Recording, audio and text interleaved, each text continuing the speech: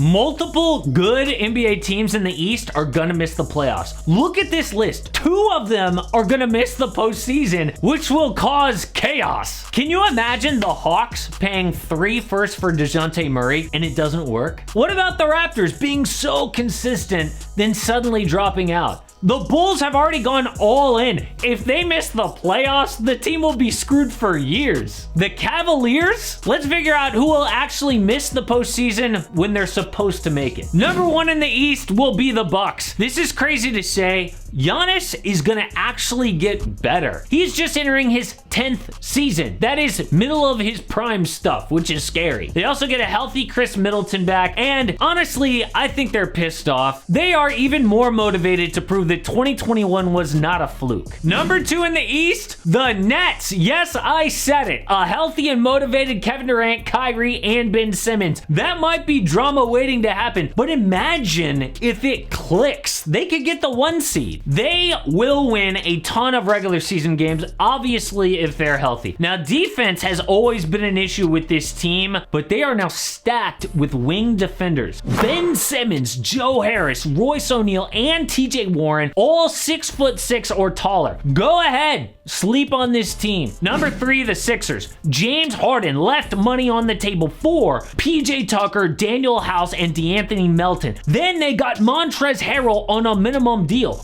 Great offseason, MVP Embiid, motivated Harden. Number 4, the Celtics. And this has nothing to do with the Ime Udoka situation. And by the way, yes, he should be suspended a full year. In any corporation, a boss cannot date a subordinate. It puts a lot of pressure on that subordinate and creates a conflict of interest. What he should have done is gone to leadership or HR and say, look, I'm in the process of getting a divorce. We would like to be in a relationship. Probably they would have said, well, then one of you has to quit. Because Ime did this in secret, he opened himself up to this. No, I'm saying this because I think the Celtics as a team were a fraud. They're really good, but they didn't feel like a team that's going to be in the finals every single year. They feel like a team that just squandered their big chance. I know they added Malcolm Brogdon, but I don't believe in their chemistry after Jaylen Brown was just in trade talks. Number 5, the Miami Heat. This is a huge fall from being a weak 1 seed last year. Admit it, Heat fans, you were a weak 1 seed. I believe, though, in their defense. They were number 4 last year, but number 1 against top 10 offenses. So I don't think losing PJ Tucker is going to push them off a cliff. The problem for them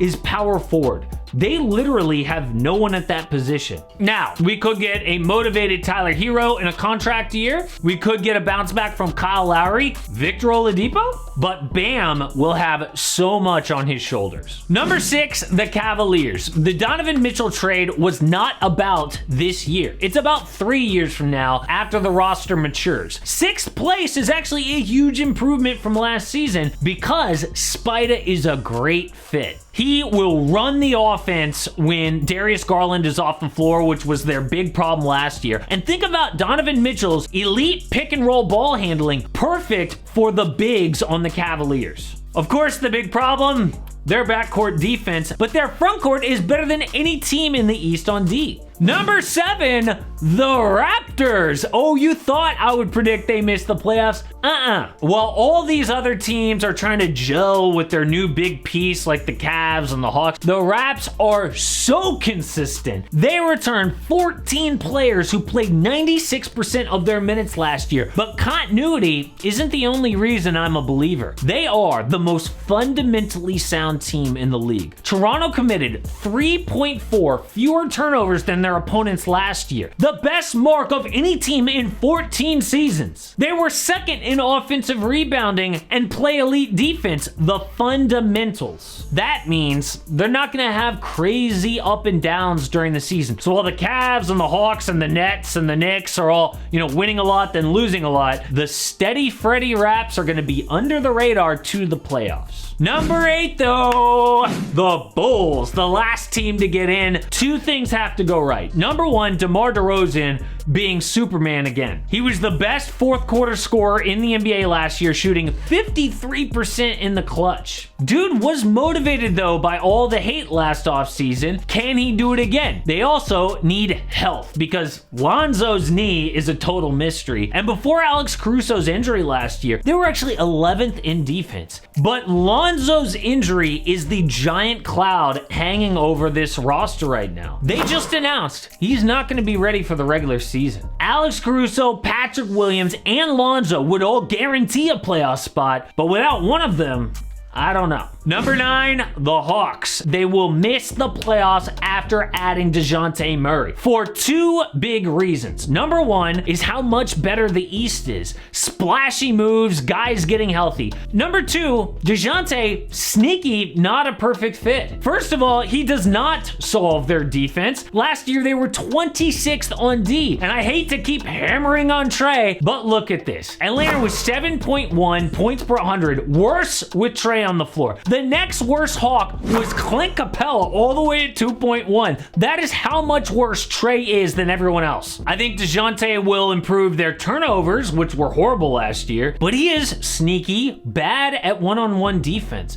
Dude gambles for steals all the time and bites on pump fakes. I'm not a believer. Now he does improve their offense. The Hawks now have 2 of the 3 players last year who averaged more than 20 points a game and 9 assists. But that changes on offense how they play. How are DeJounte and Trey going to adapt off the ball? DeJounte only shoots 33% on catch and shoot threes. Trey is key to why they have a top 5 offense. Him with the ball in his hands. Things are going to change. Also, DeAndre Hunter was good last year, just in the playoffs. That is such a small sample size. Number 10, the Wizards. And they have 2 prime all-stars with Bradley Beal and Kristaps Porzingis, but the problem is KP and Beal have played 0 minutes together. They could surprise all of us with like instant chemistry, but look at the rest of the roster. Kyle Kuzma, Rui Hachimura, Deni Avdija, Will Barton, Monte Morris. For them to make the postseason, you would have to have KP and Beal instant chemistry plus at least 2 legit contenders for most improved player. Number 11, the Knicks. Look, I do love what Jalen Brunson brings to this team. Not only is he an elite pick and roll ball handler, he's also great off the ball from playing with Luka. Dude shot 40% on catch and shoot threes last year, 50% from the corner. So the problem actually